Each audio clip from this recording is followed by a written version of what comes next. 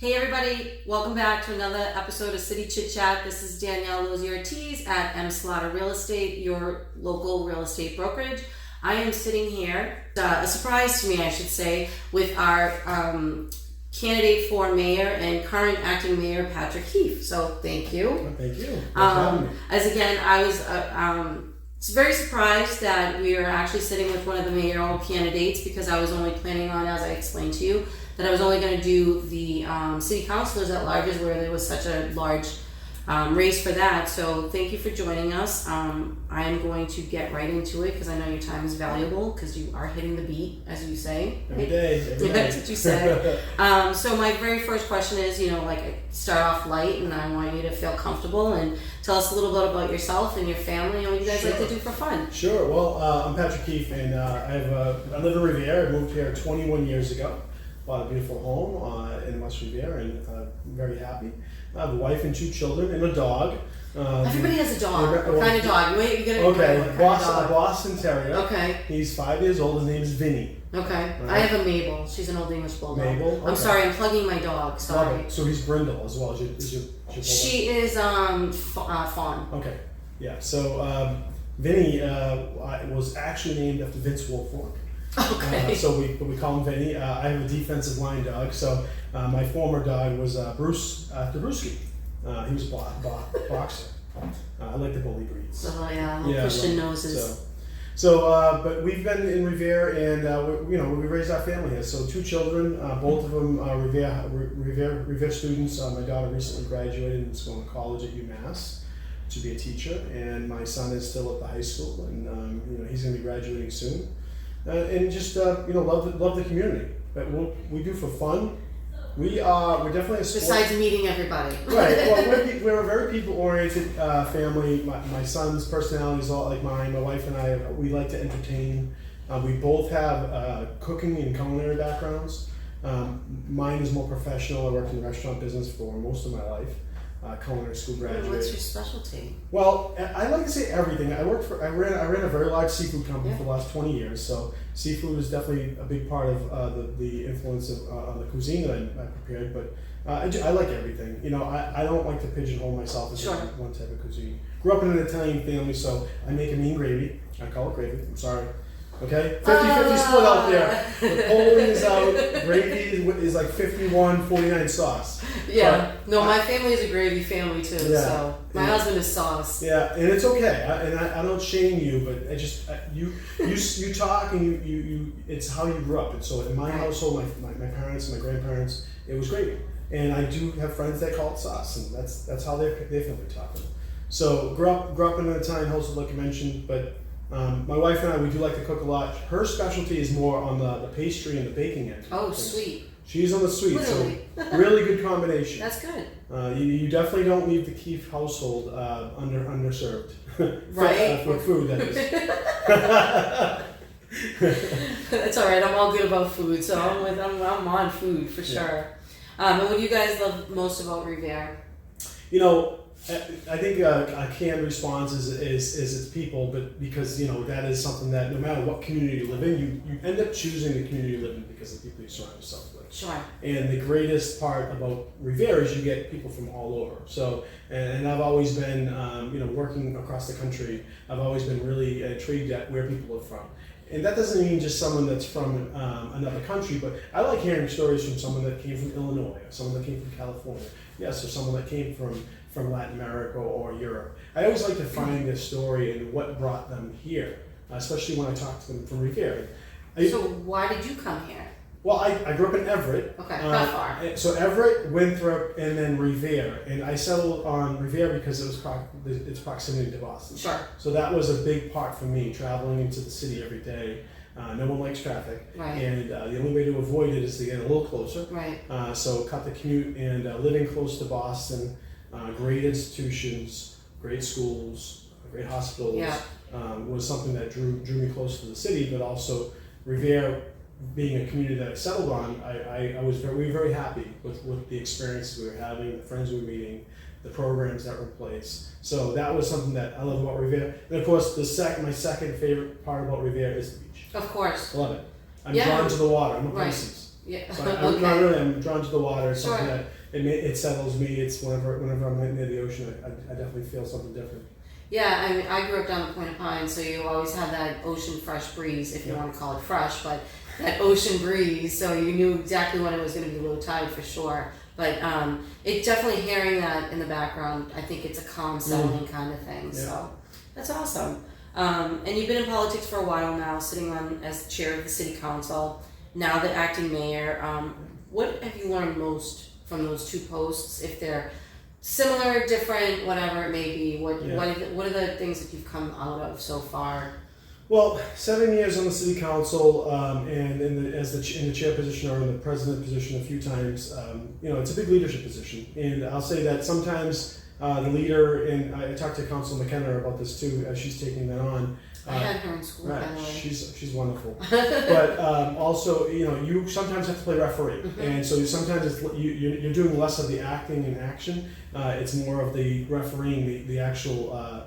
The ongoing of the event, and so you have to do a little bit of that. And I think it's the spotlight is on leadership and how you're able to maintain the integrity of the meetings.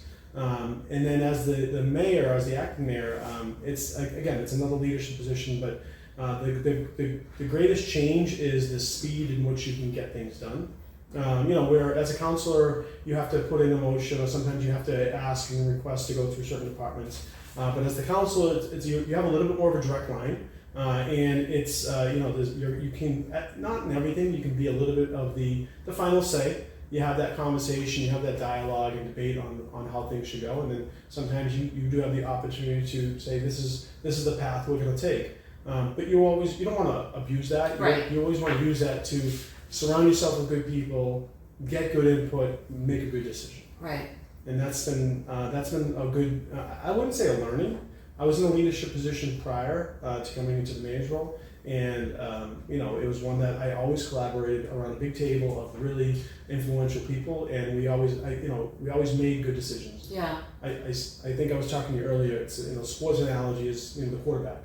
You practice all week. You go over your plays. You go over your routine, and ultimately you're in the huddle. You call a play, and there's no debate in the huddle. You just call. The play has to get called. If there's 11 people in the huddle and 3 people going back and forth on should we run, should we pass, you got a big problem. Right. Yeah, So. you got to step up and be that leader for sure. So name 3 top goals that you have as the mayor. I probably have a lot more than 3, but right. We got to keep it to a certain time limit. How long do we have? 3 hours. Building a new high school has really been a huge goal for us. It's been talked about far too long. Really long time. Far too long. Since my daughter went to Revere High School. It hasn't changed since I went to high school. Right. This is 30 years ago. I've heard not that old. But. I've heard it from I've heard it from residents from day one. I've heard it from politicians for at least the last 12 years about building a new high school. And it seems like every time that there's an opportunity to get close, somehow someone or some people decide to try and sabotage it. And they usually distract and try to make different reasons why. Sure. And if we weren't constantly fumbling that football, that the project would probably already be done. So I think that good leadership post election will get us over the hump when it comes to actually approving the project and getting it done right. Yep. So that's a big piece for me. And kind of going back to the beach piece. The DCR, what we all know, operates the beach, and we're like a joint partner, but it is Revere Beach. Right. And I think that relationship between the DCR and the state and the city can continue to expand to activate our beach a little bit more when it comes to what's happening down there outside of just residents. And residents are great, and you're in the real estate agency, right. So that's a big thing. But you want to make sure you match those residents with amenities. So that's a big part where. I think that community partnership and the relationship building will be important. Just this year alone, there was some samples of having, a couple opportunities to get a beach chair, or there was a couple boxes that had beach chairs and some. Yeah, I saw that. Yeah. Right, it went over very well. And we should have that across all. We should have that every quarter of a mile on the beach. Sure. With something for someone to be able to get or do. there's not a park. Right, there's not enough parking there for them to drive, so lugging that stuff to come here. Yeah, so there's the park space on the greenways should be more active. We should have play space for kids. We should have a little more opportunities than that on the beach. So that's a big focus for me as well. And then the third part is really just incorporating more of the private experience into the public sector experience. And we were talking a little bit about this earlier too, and just the customer service drive that we have to understand is we are here for our residents. Sure. They are not here for us. We're here for them. And that's something that every employee, everyone that works at City Hall, everyone that interacts with a resident needs to understand that we are here for them. Right. And that's how the interaction should lead. They're not always going to be friendly conversations because, in my experiences, not many people call up City Hall and say, "Hey, thank you so much. We're so glad that we just sent our tax bill in. I hope you got it. Right. Did you get my taxes?" It's more the opposite of I pay taxes and this is what I'm looking for in the return. Right. And we need to make sure that we understand that. Yeah, no, and we had mentioned the fact that you do customer service and that you would prefer to be customer service more oriented with your team, we'll call them. So I did customer service for a long time, and I really enjoy the customer service aspect of meeting the people and getting to know them and making sure that they are all set. That's really what it basically boils down to. How do we get everybody to be all set? You're not going to please everybody. No. But you can try. Right. And there's also there's different ways of saying, I wouldn't say saying no, but there's just different ways of finding common ground and making everyone understand what the process is. Right. Recently we started doing some speed bumps on city streets, which was never done before. And people are excited, people are happy. But then you get 50 calls of the people that didn't get a speed bump on their street. And you have to explain to them that there is a process to go through. You can't just do 50 at once, and we don't have the resources certainly to do it. And then there is community buy-in, because every time you do, let's just say a speed bump, and I know that this isn't high-level government, but... No, but still, there's processes for everything. Right. But some people don't want it in front of the house, because at night you hear the little thud, right? And then the crash, or there's drainage challenges, because the water doesn't flow a certain way now, or you lose parking spaces, right? Which is a huge problem, because no one wants to lose parking spaces, and I don't blame them. Yeah. So it's not as easy as just waving the wand and saying here and here. There has to be more dialogue, and that's where we've done 3, and we're going to do 4 more, and then the goal is to do 4 to 6 planned out every year. Okay. To kind of satisfy the needs. Sure. Hopefully we get there. I just read an article from 1976 in the Revere Journal, and the city council was criticizing speed humps and saying they don't work, they're no good, X, Y, and Z. Totally against them. You flip it now, 40 years later, and people want them. Yeah, because they're just. I mean, you just saw the crazy accident that we just had on Broadway last week.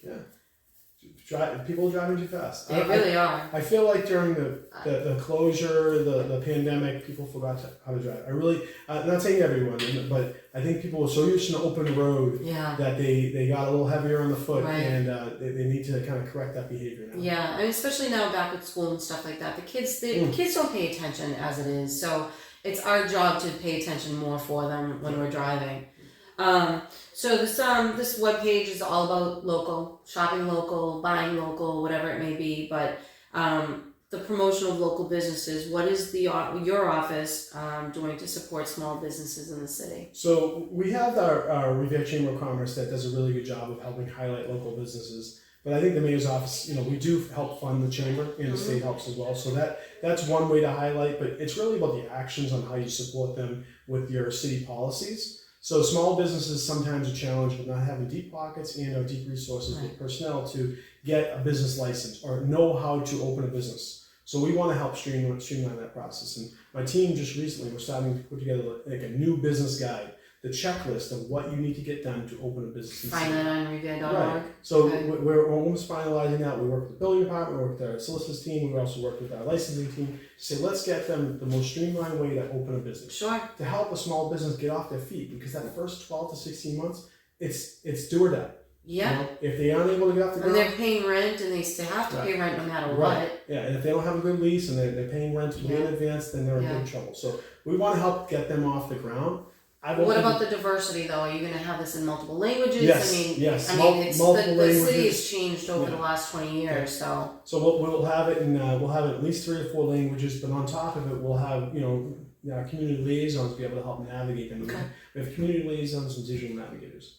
But then the other big part about highlighting a business is using it. Yeah. And that's something that I always pride myself. And I used to call it like the favorite fives or whatever it may be. And look, where do you shop? Like, where do you get your oil change? I get my oil change in Broadway, Revere. Yeah. Okay. Where do you get your inspection sticker? I get my inspection sticker on Broadway, Revere. Where do you get your tires changed? Revere. Yeah. Where do you go to eat? Revere. Now, Right. Certainly we'd like to try different cuisine and travel across the state or outside of the country. But I try to do as much of my business in the city as possible. Yeah. So that you're supporting someone that's a taxpayer. Yeah. Someone that lives here, someone that raises their family here. Yeah. So and it's nice, and that's the easiest thing that I can do as an elected leader is support the people that are in my community. It's really easy, Well, we gotta vote, Right, that too. We're registered to vote. So most of us are registered. I do it. You do it because it's the right thing to do, and you hope that it reflects in how they support back. But ultimately you do it because it's the right thing to do. Yeah, and Revere's not that big of a community either. Where I don't know, what is it, 5 square miles or something like that? Something like that. So it's not really a big community, but it's a big community. Like we have over 60,000 people in the city. Yeah. So, and this isn't on my questions, but out of the 60,000 people that are in the city, only a third of them are registered or half of them are registered to vote. And then you have another quarter of that actually do the voting. Yes. So how are you going to get them to do, come in and vote? Whether it's for you or for somebody else, just get them to come in to vote. So less than 20% of our population votes in local elections. So right around there, you get about 20 to 22% of our population. Now, granted, some of our population isn't old enough to vote. Some of our population isn't a United States citizen. So, but less than 23% or so of our population actually votes. So that doesn't mean you discount the other 78%. Right? You have to represent the entire community. And I've always said you can't vote. They still have an opinion.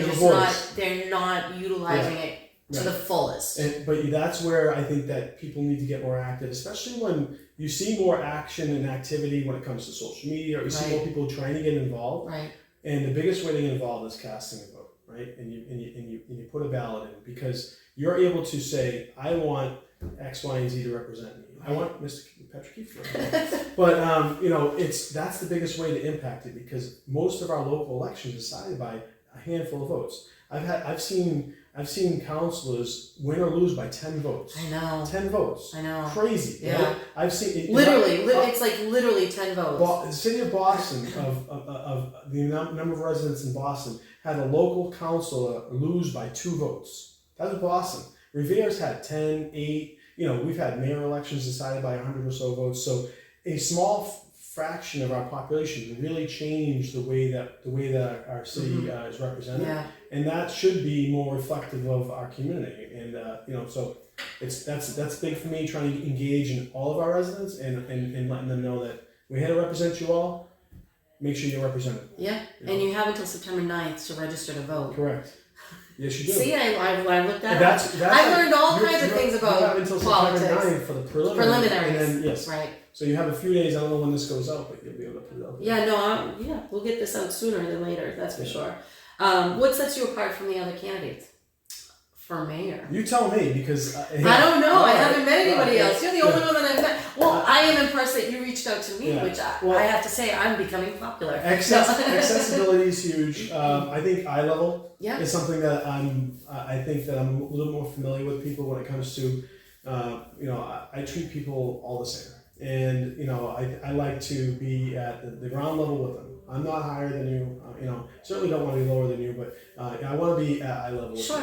And I think that my personality and experiences working with people from all over the world and having a little more of a worldly approach when it comes to how I interact with people is something that sets me apart. And I think it represents the city well. You don't have blinders on? I think that everyone has some informal way that they don't see something. We always have something that you might not see. But I have been around a lot of people, and I think I'm a really good judge of character. And I just say this from a hiring standpoint. for many years, I was hiring for one of my companies, and I had a person come that wasn't from the town, and he was hiring, and he was making some bad choices. More so because he couldn't see some of the just the subtle traits that weren't going to fit into an environment. Sure. And they kept on. It was 1 week, 2 week, they'd be gone. 1 week, 2 week, they'd be gone. And he said, "Pat, can you help me out here?" And my hires and the retention rate on my hires became very high rates, 80-90% for an industry that doesn't have a high retention rate. And it was more because I think you were able to see good traits in people. It wasn't always that first impression. It was always after having a little bit of a deeper conversation. So I'm a very good judge of character. I've been fooled once or twice, but and yes, I think we all have some sort of natural blind spot. But that's how you surround yourself with good people. Yeah. And they help you figure that out. So and also it's good to get, people don't like getting I wouldn't say corrected, but I'm okay with someone sitting down with me and saying, "Pat, I think you did this wrong," and learning from them. Right. Surrounding yourself with people that are going to give you other opinions, not just say yes. You want to surround yourself with yes men and women, you're going to be in a bad situation. You're never going to learn. You're never going to grow. Exactly. Yeah. And so I think it's important to surround yourself with someone that's going to challenge you and kind of help you better yourself. For sure. We always can be better. Right. There's always room for growth. Always room for growth. Always. All right. So last thing is there anything else that you feel is important for the voters to know about you or your platform? I think we've talked a lot about it, but just good, honest government. Look me in the eye. Wait a minute. Wait. Honest government? Yeah, I believe in it. I do. I believe in honest government, and I believe it can. I think that it can continue to be more transparent. I'll do my best to make sure that we're communicating well, and but also you have to want to seek that communication, because you can't just bury your head in the sand and say no one told me. Right. You can't just not be involved and expect it just to be hand delivered to you. No, it starts from the top and works its way down. But there's so many forms of communication now. Yeah. You do lose. Everyone likes to use social media platforms for communicating, and that is a way. But your message still can be very lost in the mix, because there's so much messaging out there, and people don't know what is true sometimes, and they don't know what they believe is true. So I'll always be accessible. Don't ever hesitate to call, and the door is always open. Well, with that, you can tell them when they can reach you. Sure. Well, if you want. From the city standpoint, you can reach me in the mayor's office, and that's pkeefe@revere.org. But from the election, or from the campaign side, it's Patrick@keefe4revere.com. There you go. Right. So, thank you. Thank you. This was great. Really quick, right? Quick and easy. It was like pulling a tooth. No. No, it was good. So, thank you for joining me. I really appreciate it. And listen, good luck with, I know that your family has been in business for some time in the city and has represented Revere very well. So thank you. Good luck on taking over your mom's hard work. Oh, he's plugging me now. Miss Solana. All right? Yeah. These are constituents of mine. So. We are. So, and we are taxpayers as well. Amen. So, thank you. You're very welcome. I really appreciate you coming in. So, that's a wrap. This is Danielle Lozzi-Ortiz for City Chit Chat. You can reach out to me through parkbench.com/Revere. You can subscribe to our newsletter. If you want to be interviewed, if you know somebody that wants to be featured, you can also reach out through parkbench.com/Revere. Or you can reach me at 617-285-0667 or dlozzi05@gmail.com. Again, my name is Danielle Lozzi-Ortiz with Patrick Keefe, your mayor's candidate, and that's going to be it for today. So remember, shop local and always be kind. Bye.